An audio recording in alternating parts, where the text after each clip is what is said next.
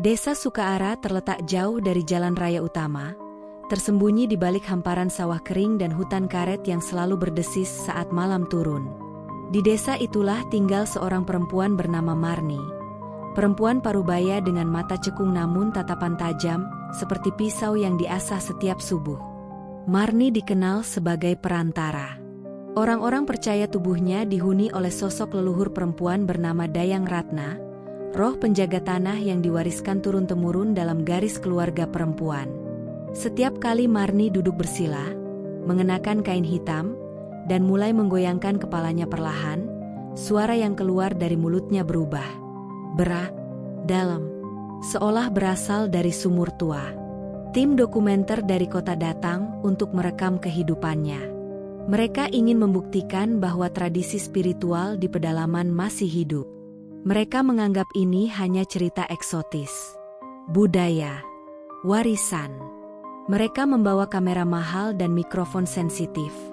Tapi tak ada yang membawa doa. Di antara kru itu, ada seorang perempuan muda bernama Raras, keponakan Marni. Rambutnya pendek sebahu, wajahnya pucat seperti belum pernah benar-benar tidur. Awalnya ia hanya membantu mengantar air atau menyiapkan dupa saat ritual. Tapi sejak kedatangan tim dokumenter, sesuatu dalam dirinya mulai berubah. Raras sering berdiri lama menatap kebun belakang. Tatapannya kosong, bibirnya komat-kamit seperti berbicara dengan seseorang yang tak terlihat. Pada malam pertama pengambilan gambar, suara aneh terekam jelas di kamera, suara tawa kecil dari arah dapur, padahal semua orang sedang berada di ruang tengah. Kameramen mengira itu gangguan audio. Marni tidak tertawa. Bukan dia, bisiknya pelan ketika kru menunjukkan rekaman itu. Itu bukan suara Dayang. Hari-hari berikutnya, Rara semakin sulit diajak bicara. Ia menolak makan, tapi tetap kuat berdiri berjam-jam di bawah matahari. Matanya sering melirik ke arah kamera, namun bukan seperti orang malu direkam. Lebih seperti seseorang yang marah karena diperhatikan. Suatu sore, saat ritual penyembuhan seorang warga sedang berlangsung, Raras tiba-tiba tertawa keras. Suara tawanya tak wajar, serak, panjang, dan tidak berhenti meski tubuhnya sudah jatuh terduduk. Marni yang sedang kerasukan mendadak terdiam. Tubuhnya kaku. Pergi, suara dari dalam tubuh Marni mendesis. Kau bukan darahku. Semua orang membeku. Raras bangkit perlahan. Lehernya miring, hampir mustahil secara anatomi. Ia menatap Marni dengan mata yang bukan miliknya. Senyum tipis terukir di wajahnya, namun sudut bibirnya terlalu naik, terlalu dipaksakan. Darahmu sudah lama busuk, katanya lirih. Kamera terus merekam. Tidak ada yang berani mendekat. Malam itu, Raras menghilang. Tim dokumenter membantu mencari ke seluruh desa. Hutan disisir dengan senter. Nama Raras diteriakkan berulang kali. Namun yang menjawab hanya suara serangga dan angin yang menggesek daun. Raras ditemukan menjelang subuh di ladang kosong, duduk bersila di atas tanah basah. Tubuhnya penuh lumpur, tapi wajahnya bersih seperti baru saja dibasuh. Ia menatap lurus ke depan. Di hadapannya, tanah digali membentuk lingkaran. Lingkaran itu berisi tulang belulang kecil. Bukan tulang hewan. Marni langsung jatuh terduduk ketika melihatnya. Ia tidak perlu mendekat untuk tahu. Itu tulang bayi. Ini bukan warisan, gumamnya. Ini kutukan. Sejak hari itu, kejadian demi kejadian menjadi semakin tak terkendali. Lampu rumah sering mati sendiri setiap kali Raras masuk ruangan. Kamera-kamera sering merekam bayangan tinggi berdiri di belakangnya, bayangan yang tidak sesuai dengan tinggi tubuhnya. Salah satu kru mencoba bersikap rasional. Ia berkata mungkin Raras mengalami gangguan psikologis. Stres karena tekanan keluarga. Sugesti dari kepercayaan turun-temurun. Namun malam berikutnya, ketika mereka memutar ulang rekaman wawancara, suara lain terdengar jelas di sela napas Raras. Suara berat, seperti lelaki tua, berbisik pelan. Aku tidak pernah pergi. Marni akhirnya mengaku sesuatu yang selama ini ia sembunyikan. Dayang Ratna memang diwariskan dalam keluarganya, tapi bukan satu-satunya roh yang pernah menempel pada garis darah itu. Puluhan tahun lalu, ada ritual gagal. Sebuah pemanggilan yang salah. Seorang dukun pria mencoba mengikat roh hutan agar melindungi desa dari wabah. Ritual itu gagal. Roh itu tidak pergi. Ia hanya menunggu. Roh itu tidak memilihku, ujar Marni dengan suara gemetar. Ia menunggu tubuh yang lebih muda. Semua mata mengarah pada Raras yang duduk di sudut ruangan. Ia tersenyum kecil, seperti anak kecil yang baru saja mendengar rahasia lucu. Kamera terus merekam. Mikrofon menangkap napas berat yang bukan berasal dari siapapun di ruangan itu. Malam terakhir di minggu pertama pengambilan gambar menjadi awal kekacauan sesungguhnya. Raras tiba-tiba berdiri di tengah malam dan berjalan ke dapur. Kamera pengawas yang dipasang kru merekamnya mengambil pisau dapur. Namun ia tidak melukai siapapun. Ia mengiris lengannya sendiri. Darahnya menetes ke lantai, membentuk simbol yang sama seperti lingkaran di ladang. Marni berlari menghampirinya, mencoba menghentikan darah itu dengan kain.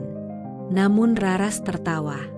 "Ini bukan milikmu lagi," katanya. Suaranya bercampur dua nada, perempuan dan lelaki tua sekaligus. Keesokan paginya, bekas luka itu hilang. Seolah tak pernah ada. Namun simbol darah masih tertinggal di lantai. Tak bisa dibersihkan. Tim dokumenter mulai ketakutan. 2 orang memutuskan pulang. Mereka merasa ini bukan lagi film budaya. Ini sesuatu yang tak bisa mereka kendalikan dengan logika. Marni menatap kamera terakhir yang masih menyala. "Kalau kalian terus merekam," katanya pelan, "ia akan tahu kalian melihatnya." Kameramen menelan ludah. Raras berdiri di belakang Marni, tanpa suara. Ia menatap lensa kamera. Dan untuk pertama kalinya, seluruh kru mendengar suara itu bukan dari rekaman, tapi langsung dari ruangan. Aku suka diperhatikan. Lampu padam. Dan kamera tetap merekam dalam gelap. Rekaman setelah lampu padam menjadi bukti pertama bahwa apapun yang menempel pada Raras bukan sekadar gangguan jiwa atau sugesti turun-temurun. Selama hampir 3 menit layar hanya menampilkan gelap total. Namun mikrofon menangkap suara yang tak seharusnya ada. Napas. Bukan satu. Banyak. Pendek. Panjang. Ada yang seperti orang tua kelelahan, ada yang seperti anak kecil tertahan tangisnya. Di sela-selanya terdengar suara gesekan, seperti kuku panjang menggores lantai semen. Ketika listrik menyala kembali, Rara sudah berdiri tepat di depan kamera. Wajahnya sangat dekat dengan lensa. Senyumnya tipis. Matanya terbuka lebar tanpa berkedip. "Masih di sini?" bisiknya. Tak satu pun kru mengaku menyalakan kamera lagi. Hari-hari berikutnya, suasana rumah berubah drastis. Bau anyir tercium setiap malam, seperti darah kering bercampur tanah basah. Ayam-ayam di kandang mendadak mati tanpa luka. Anjing-anjing desa melolong panjang setiap kali Raras lewat. Marni mulai melakukan ritual perlindungan tambahan. Dupa dibakar lebih banyak. Mantra dilantunkan lebih lama. Ia memanggil nama Dayang Ratna berulang-ulang, memohon agar roh leluhur memperkuat tubuhnya. Namun setiap kali ia kerasukan, suara yang keluar terdengar semakin lemah. "Aku didorong." Suara itu mengerang suatu malam. Ia semakin besar. Raras tak lagi tidur di kamarnya. Ia sering ditemukan berdiri di luar rumah menghadap hutan. Kadang berbicara sendiri, kadang tertawa kecil seperti sedang mendengarkan cerita lucu. Suatu sore, tim dokumenter memutuskan mewawancarai tetua desa yang sudah sangat tua, lelaki bernama Sastromo. Tubuhnya kurus, kulitnya seperti kertas tipis. Ketika mendengar nama keluarga Marni, wajahnya langsung pucat. "Kalian tak diberitahu semuanya," katanya pelan. "Puluhan tahun lalu, Sebelum Marni lahir, keluarga mereka pernah mengadakan ritual besar. Wabah penyakit menyerang desa. Seorang dukun pria dari luar daerah dipanggil. Ia menawarkan solusi, memanggil penjaga hutan kuno untuk melindungi desa, tapi dengan syarat, harus ada darah keluarga sebagai pengikat. Ritual itu dilakukan di ladang yang sama tempat Raras ditemukan. Namun saat mantra dibacakan, sesuatu berubah. Roh yang datang bukan penjaga. Ia lebih tua, lebih lapar. Dukun itu tewas malam itu juga. Tubuhnya ditemukan kering seperti batang kayu mati. Sejak saat itu, garis keluarga Marni dipercaya membawa bayangan. Marni menolak cerita itu selama bertahun-tahun. Ia memilih percaya bahwa Dayang Ratna adalah satu-satunya yang berdiam dalam tubuhnya. Namun malam itu, saat Raras mendengar kisah itu dari balik pintu, ia tertawa panjang. Akhirnya, katanya, keesokan harinya, kejadian pertama yang benar-benar tak bisa dijelaskan terjadi. Salah satu kru, Reno, menghilang. Ia terakhir terlihat memeriksa kamera di dapur. Rekaman menunjukkan ia berdiri sendirian. Lalu, bayangan tinggi muncul di belakangnya. Bayangan itu tidak memiliki wajah. Hanya siluet hitam memanjang hingga menyentuh langit-langit. Reno seperti mendengar sesuatu.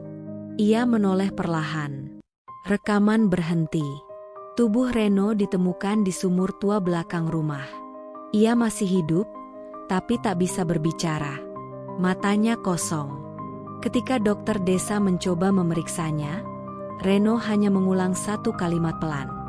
Dia meminjam kulitnya, dia meminjam kulitnya. Sejak saat itu, Raras mulai menunjukkan perubahan fisik. Suaranya kadang berubah menjadi berat seperti lelaki dewasa. Kadang tubuhnya bergerak patah-patah, sendi-sendinya berbunyi seperti kayu retak. Marni memutuskan melakukan ritual pengusiran. Lingkaran garam dibuat di ruang tengah. Lilin hitam dan putih disusun mengelilingi Raras yang duduk terikat kain. Tim dokumenter tetap merekam, meski tangan mereka gemetar. Mantra dimulai.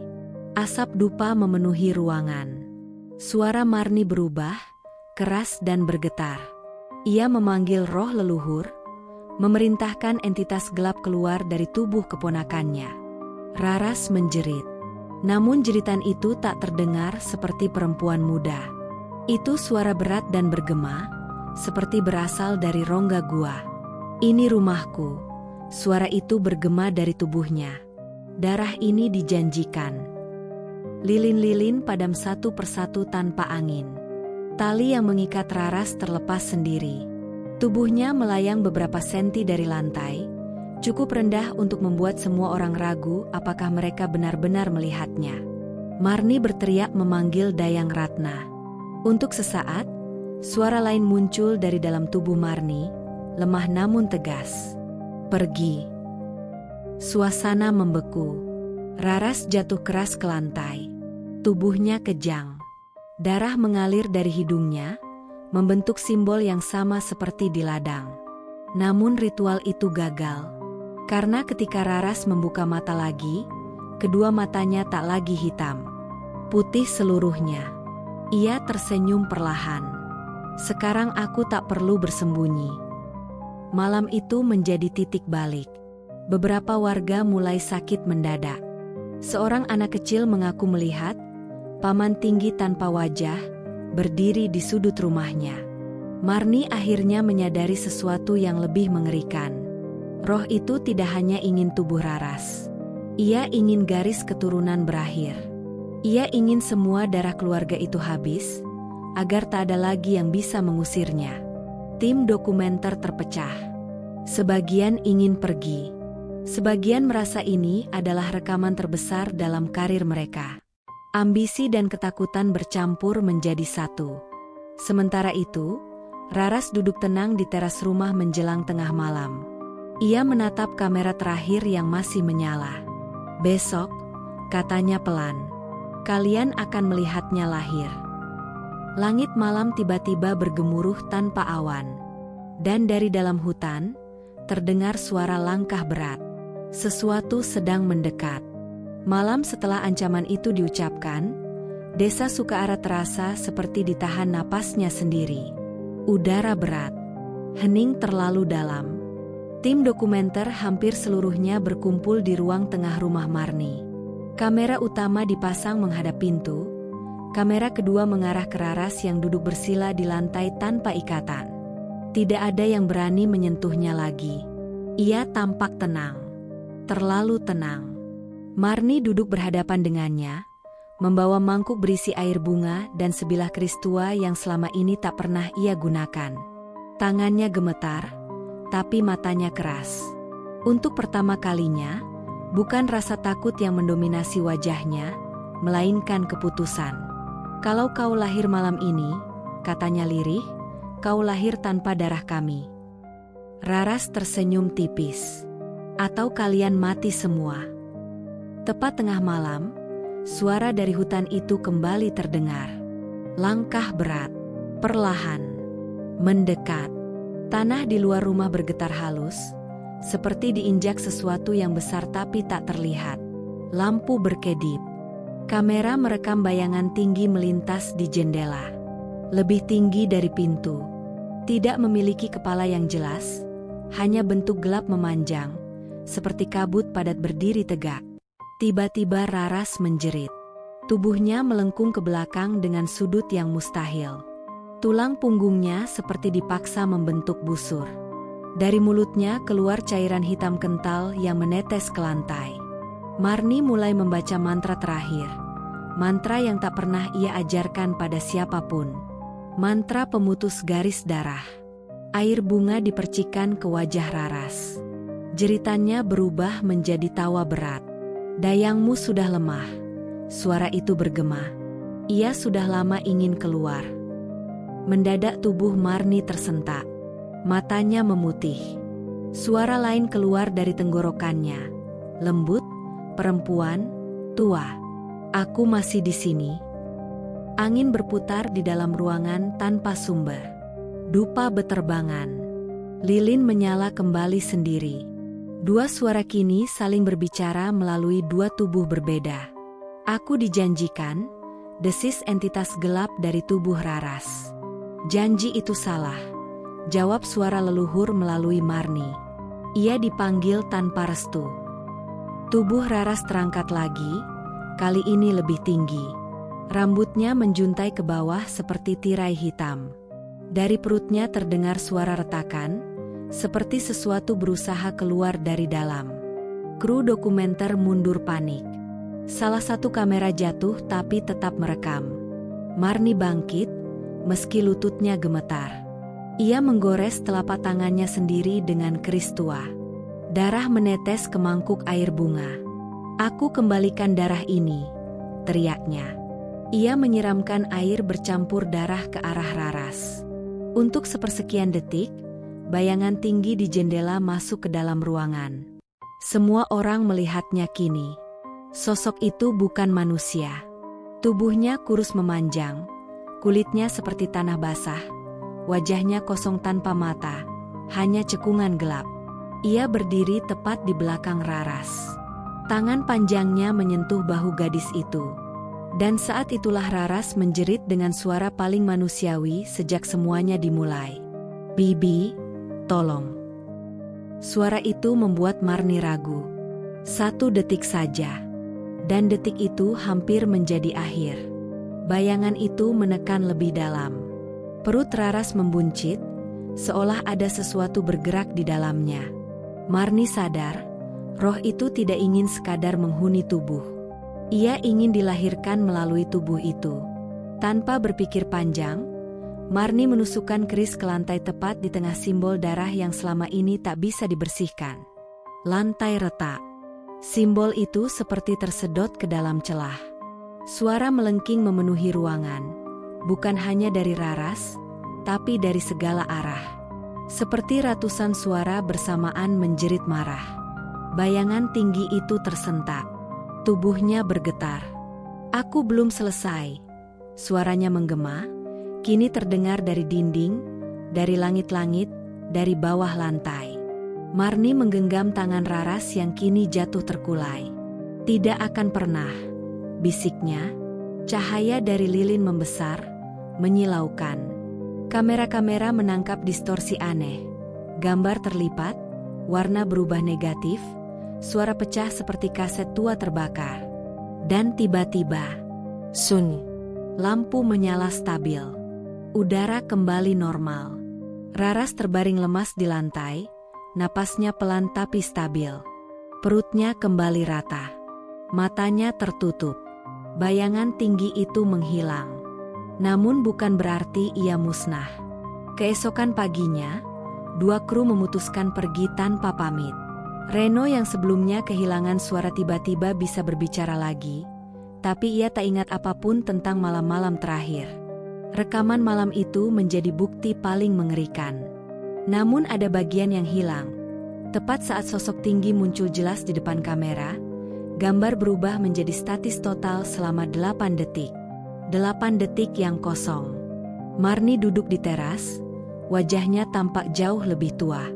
Rambutnya memutih hampir setengah dalam satu malam. Raras terbangun menjelang siang. Ia tidak mengingat apapun. Tidak tentang simbol. Tidak tentang suara.